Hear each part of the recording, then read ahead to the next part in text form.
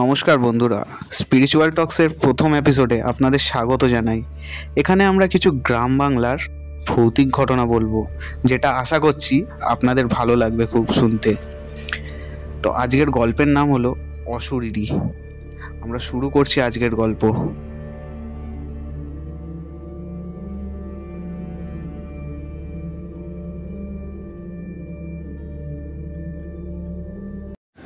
সময়টা গরমের ছিল, এখন মার্চ মাস।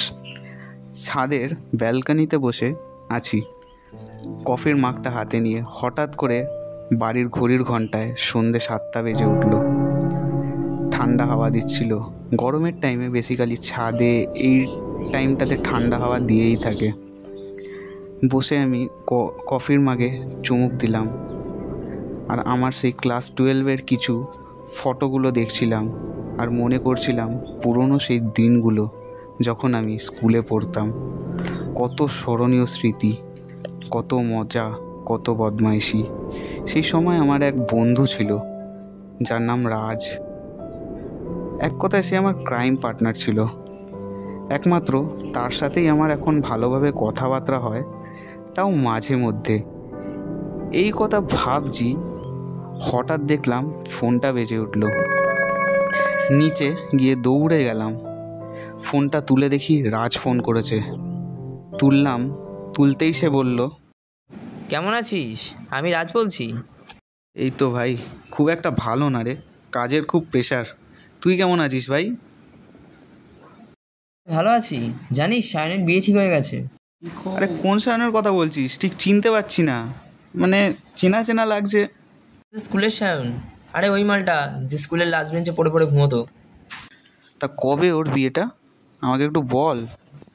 আরে ডিসেম্বরের 13 তারিখে রে ওর বিয়েটা। বাট বিয়েটা তো আই থিঙ্ক কলকাতাতেই হবে ওর, না? তা তুই কয়েকদিন ছুটি নিয়ে ব্যাঙ্গালোর থেকে কলকাতা আসতে পারবি না?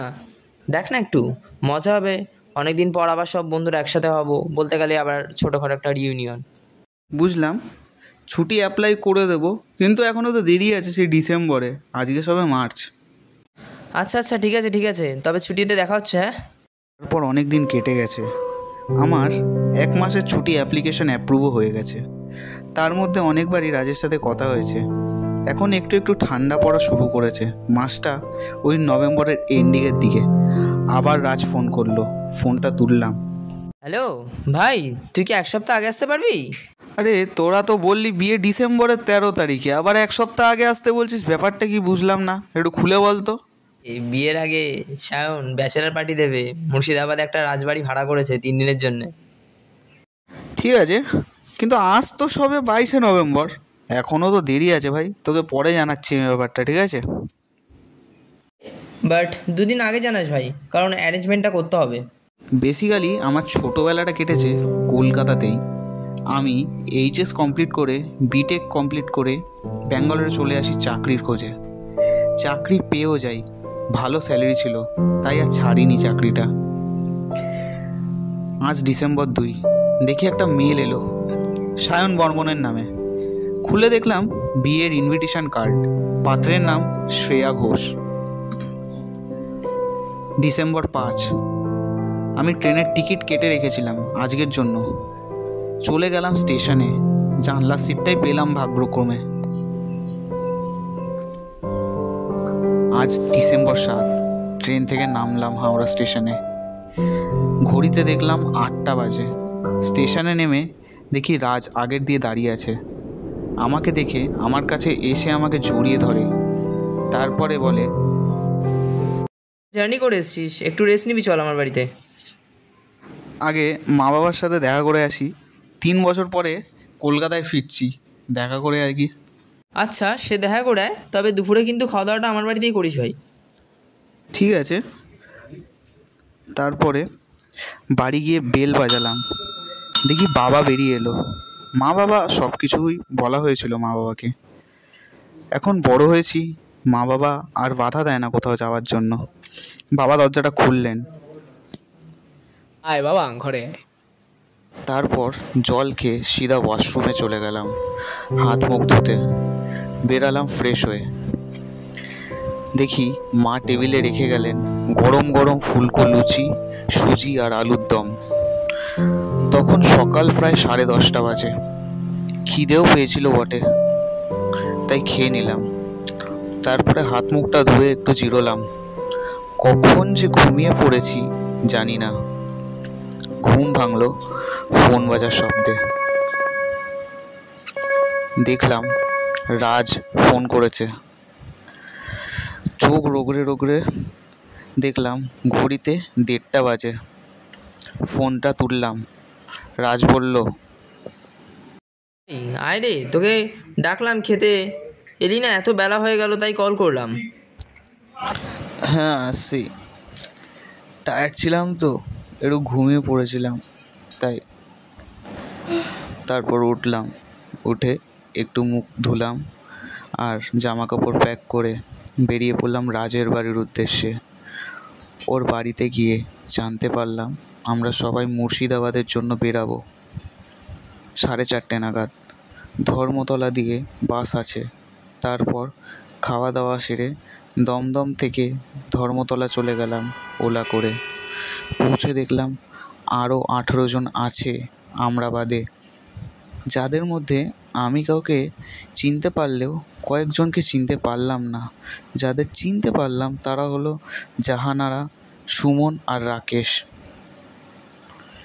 যাই হোক, বাস ছাড়ার টাইম হলো, সবাই একে একে বাসে উঠলো। বাস ছাড়লো তখন 4:33 বাজে। শীতের সময়, তাড়াতাড়ি আধার নামে। বাসটা ছাড়লো 5টা বাজে। আবছা আলো এখনও আকাশে আছে। চোখটা বন্ধ করতেই চোখের তন্দ্রা নেমে এলো।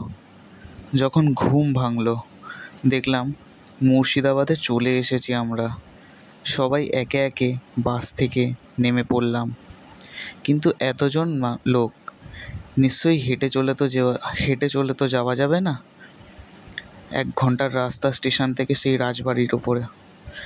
তাই আমরা সবাই একটা টেকার ভাড়া করলাম। তখন বাজে 8:30। টেকার করে জমিদার বাড়িতে পৌঁছলাম তখন রাত 9:30 বেজে গেছে। নেমেই সায়ন ডাকলো কেয়ারটেকারকে চিৎকার করে। একটা আধা বয়সী লোক আমাদের কাছে দৌড়ে দৌড়ে আসলো, হাঁপাতে হাঁপাতে বলল, আমি সমরজিৎ বাবু, আমি এই বাড়ির কেয়ারটেকার। হ্যাঁ, সবই বুঝলাম তো। এরপরে তাড়াতাড়ি চাবিটা দিন। আর কতক্ষণ দাঁড়িয়ে থাকবো আমরা? মানে বুঝতে পারছেন না আপনি, কি বলবো আর। নিন বাবু চাবিটা। বলছিলাম, তুমি ছাড়া এই বাড়িতে আর কে কে কাজ করো? এই বাড়ির কেয়ারটেকারের ভূমিকা পালন করছি। চম্পা আর গৌরব এই বাড়ি ঝেড়ে পুছে গুছিয়ে রাখে। যারা এখানে বেড়াতে আসে চম্পা তাদের রান্নাও করে দেয়। তবে রাত্রে কেউ থাকে না, তো আমরাও থাকি না। সন্ধ্যের মধ্যে কাজ শেষ করে বাড়ি ফিরে যাই। আমাদের বাড়ি অবশ্য খুব দূরে নয়। এই বাড়ির বাউন্ডারির ঠিক বাইরের কিছু ঘর আছে, সেখানে থাকি। আসলে বাড়ি যিনি প্রথম মালিক ছিলেন এই ব্যবস্থাই করেছিলেন। আচ্ছা, ঠিক আছে। তবে তোমাকে ডাকলে পাওয়া যায় তার কি কোনো ব্যবস্থা আছে? হ্যাঁ আছে বাবু। যে ঘরে আপনারা শোবেন সেই ঘরে একটা দড়ি ঝুলতে দেখবেন। সেটা টানলে আমার ঘরের ঘন্টা বেজে উঠবে। আমি জানতে পারবো আপনারা ডাকছেন। তুমি তো আমাদের সে আদিকালের গল্প শোনাচ্ছ। তোমার টোবাইল নেই যাতে কল করলে তুমি জানতে পারবে যে আমরা তোমাকে ডাকছি, কোন দরকার আছে? বাবু, তবে বুঝতেই তো পারছেন গ্রাম অঞ্চল তো, সন্ধ্যের পর টাওয়ারটা খুব ভালো করে পাওয়া যায় না। ও ঠিক আছে, তা তুমি কি এখন চলে যাবে নাকি? কেন বাবু, আপনারা রাতে কি খাবেন সেটা বললে চম্পাকে বলে দিলে ঘন্টাখানেক পরে এসে বানিয়ে দিয়ে যাবে। ভাই, রাতে কি খাবি তাহলে? তুই বল ভাই, কি খাওয়া যায়? আমি তো অনেক দিন বাদে কলকাতায় এলাম, তোর ইচ্ছে মতো খাওয়া দাওয়া করবো, তুই বল। বেশি কিছু না, লুচি, পাঁঠার কষা মাংস আর একটু ওই গা গরম করা পানীয় আর কি। খাবারটা তৈরি হয়ে গেছে। খাবারটাকে আপনারা এখানে খাবেন নাকি ডাইনিং রুমে এসে খাবেন? চলুন বলেই সমরজিতের চোখে পড়ল বারান্দার সেই খোলা দরজার দিকে। সে বলে উঠল, এই দরজাটা কে খুললো? আমি খুলেছি, ঘরের গরম হাওয়াটা বেরিয়ে যাবে তাই। সুব্রত আর কোনো কথা না বাড়িয়ে বলল, তাহলে খাবারটা বেড়ে দিচ্ছি, নিচে চলে আসো। নিচে ডাইনিং টেবিলে এসে ওদের চক্ষু ছানা বড়া হয়ে গেল। যা বিশাল এক ডাইনিং টেবিল পাতা, মনে হয় একসাথে 30 লোক বসে খেতে পারবেন। তবে অত লোক এখন না খেলেও টেবিল কিন্তু আগের আমলের মতোই সাজানো। ওরা দুজন এসে মুখোমুখি বসতেই সুব্রত সুন্দর করে সবজি সাজিয়েছিল।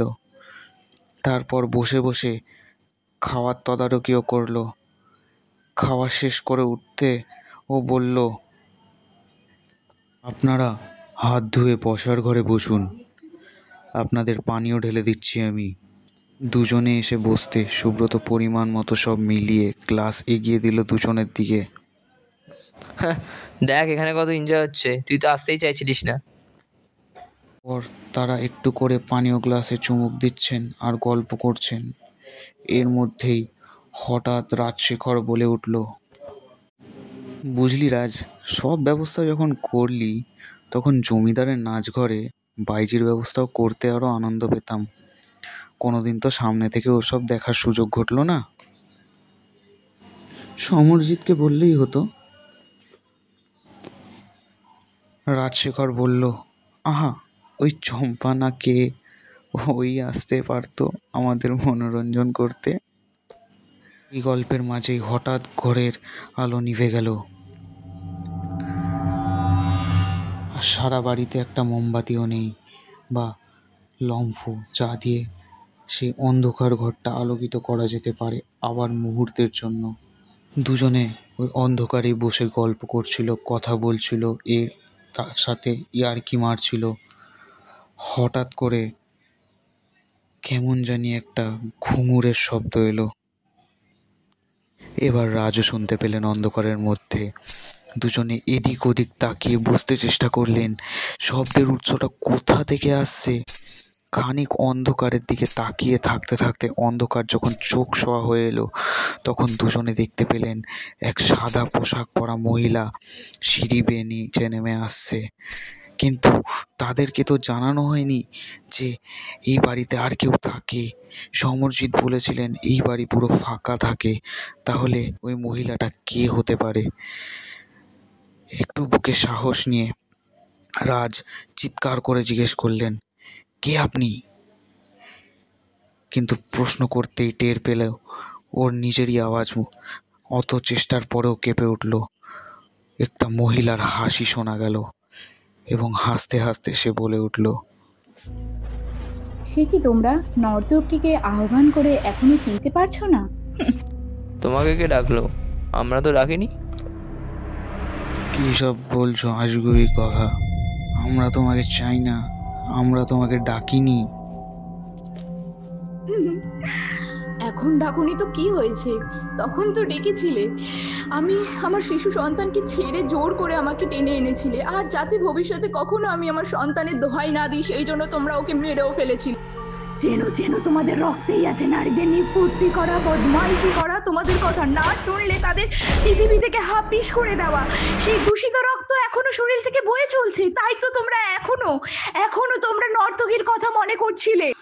সেবার ক্ষমতার অভাবে আমি প্রতিশোধ নিতে পারিনি, এবার তো ছাড়া যায় না। হঠাৎ সেই মহিলাটা হাসতে হাসতে তাদের দুজনের দিকে এগিয়ে এলেন এবং চেপে ধরলেন রাজের গলা এবং টানতে টানতে নিয়ে চলে গেলেন রাজকে, এবং সেখানেই জ্ঞান হারালেন রাজশেখর। পরের দিন রাজশেখরের জ্ঞান ফিরে এক পুলিশের ডাকে এবং সে তার পায়ে লাঠির খোঁচা অনুভব করে এবং তার ঘুমাচ্ছন্ন চোখটা সে আস্তে আস্তে খুলে এবং উঠে বসে এবং সে বলতে থাকে, এখন আমি কোথায়? রাজ কোথায়? রাজ ঠিক আছে? কিন্তু সে সেই দুঃসংবাদটা শুনতে পায় এবং খুব বাজেভাবে ভেঙে পড়ে। সেই দূত সংবাদটা তাকে সেই পুলিশটা দেয়, যেটা ছিল। সেই পুলিশটা তাকে বলে, কী করছিলেন এখানে? কালকে রাত্রিরে ফুর্তি হচ্ছিল? হ্যাঁ, জানেন না জায়গাটাতে আসা বারণ? এই বাড়িটাতে আপনারা থাকতে পেরেছেন, এটাই অনেক বড় ব্যাপার। আর হচ্ছে এই দরজাটা খোলাটাই তো আপনাদের ভুল হয়েছে। দরজাটা খুলেছেন, বাড়ির কেয়ারটেকার কিছু বলেনি? হ্যাঁ, এইখানে এই রাজপ্রাসাদের মানে এই জমিদার বাড়ির জমিদাররা এখানেই ঘুরে বেড়ায় এখনো। এটা কি আপনাদের জানায়নি? হ্যাঁ, আপনি জেনে শুনে এটা করেছেন মনে হচ্ছে আমার। হয়তো কোনোভাবে আপনার বন্ধু মানে যাকে রাজ রাজ বলছেন তার থেকে আপনার প্রতিশোধ নেওয়ার ছিল মনে হয়। তাই জন্যই মনে হয় হয়তো এরকম কিছু করেছেন, তাকে মৃত্যুর দিকে ঠেলে দিয়েছেন। রাজ বলে উঠল, মৃত্যু? কি বলতে চাইছেন এটা কি আপনি? রাজ মানে রাজ আর নেই? কি হয়েছে রাজের সাথে? আমি দেখতে চাই রাজকে। কি হয়েছে তার সাথে বলুন আমাকে। কালকে রাত্রিরেও তো আমরা একসাথে বসে মানে হলোটা কি? আজকে তারিখ কত? আমাদের তো 13 তারিখ ফিরে যাবার কথা ছিল। আমি যাবো কি করে ওকে ছাড়া?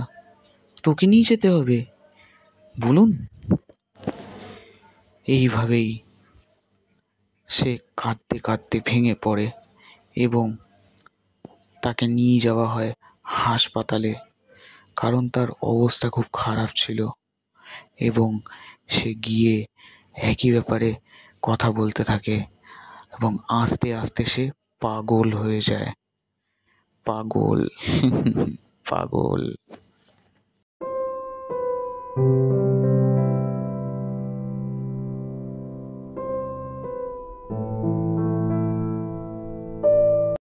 তো আজকে আমরা শুনলাম বন্ধুরা, অশরীরী সত্য কোনোদিনও লুকিয়ে থাকে না, এক না একদিন সবার সামনে আসেই। তো বন্ধুরা, আজকের এই এপিসোডটা যদি ভালো লাগে অবশ্যই একটা লাইক করে দেবেন। চ্যানেলটি নতুন, আমার প্রথম এপিসোড এটা, অবশ্যই সাপোর্ট করবেন। আর ভরে ভরে কমেন্ট করবেন কেমন লাগলো, কোন জায়গাটায় আপনারা ভয় পেয়েছেন বা কোন জায়গাটা আপনাদের বেশি ভালো লেগেছে। আর অবশ্যই সাবস্ক্রাইব করতে ভুলবেন না। দেখা হচ্ছে আবার নেক্সট এপিসোডে।